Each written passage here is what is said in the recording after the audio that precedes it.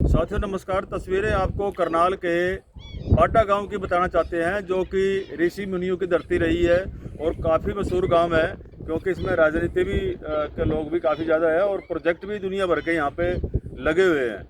लेकिन सबसे ज़्यादा जो कोस्टिंग प्रोजेक्ट है, जैसे मिकाडा की स्कीम थी, जिसमें एक मॉडल पौंड के हिसाब से स्कीम बनाई जानी थी।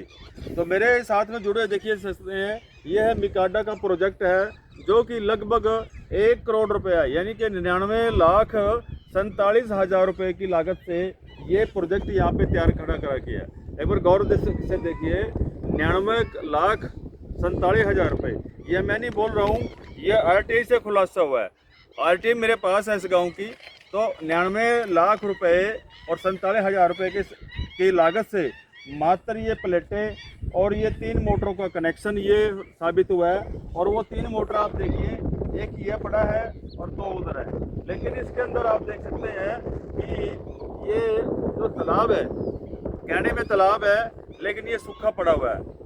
इसमें आपको बता दें कि जहाँ मैं खड़ा हूँ, इस तालाब के ऊपर पक्की पटड़ी बन रही थी, ये देख सकते हैं।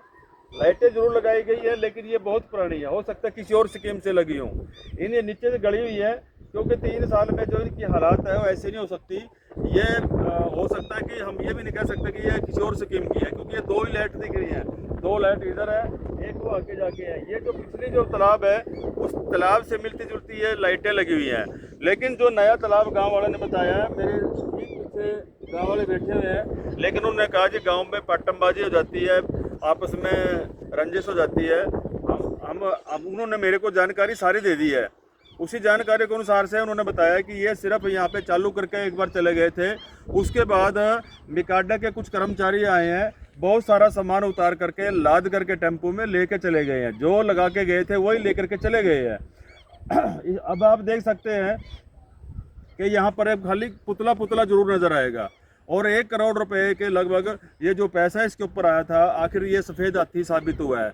कोई भी अगर परियोजना चलाई जाती है, वो गांव के भले के लिए या गांव के विकास के लिए लगाई जाती है, जिस पर के अनेकों एजेंसियाँ, मिकाडा भी है, पंचायती राज भी है, BDO डिपार्टमेंट भी है और पंचायती राज भी, तरह तरह के जो डिपार्टमेंट है इस पर चेक करने के लिए बैठे हुए हैं। लेकिन आप देखिए, एक बार नज़र मारें, अगर इसके पे कोई सुबह शाम तक कोई सैर करने के लिए आएगा, ये देख सकते हैं सारा कच्चा पड़ा हुआ है। जैसे बाहर का रास्ता है, जो सारा का सारा ऐसे पड़ा है। ये पाइप मूसा पड़ा हुआ है। ये सारा का सारा उधर का लेवल देख लो और इधर का लेवल देख लो। ये पटड़ी देख लो, कौन सैर करेगा इसके ऊपर को।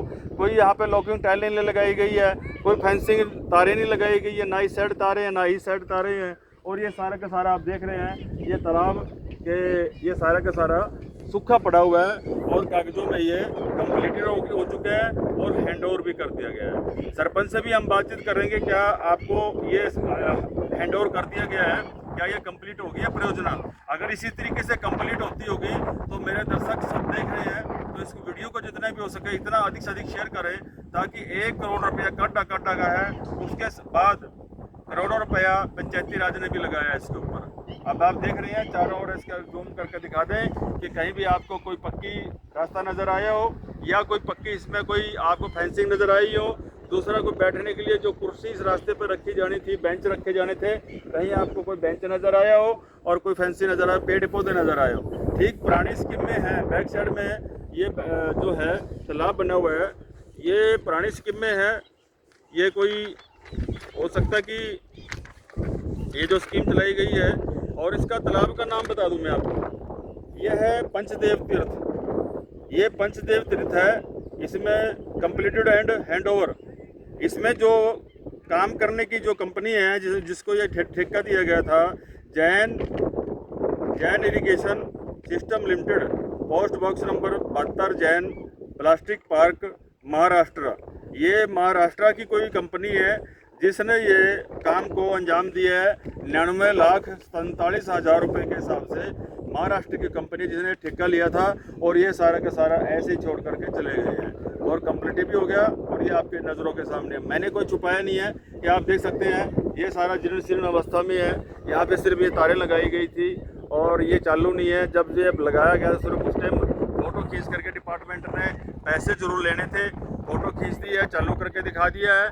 उसके बाद चालू हो ना हो, वर्किंग में है ना है, जबकि इसमें 3 साल का जो टाइम होता है वो डिपार्टमेंट को चालू रखने का ये टाइम होता है, पीरियड होता है। जब डिपार्टमेंट ही ठप बैठा हुआ है, डिपार्टमेंट ने कुछ नहीं किया है, डिपार्टमेंट ही ऐसे सफ़ेद हाथी करके इसको यहाँ पे सामान फेंक करके लगा करके यूनिट चला गया है, ताला ठोक रखा बाहर का, और ये सारा का सारा बंद पड़ा है। एक ऊँट पानी की तालाब में नहीं है, सूखा पड़ा है, सारी दरेड़ें पड़ी है।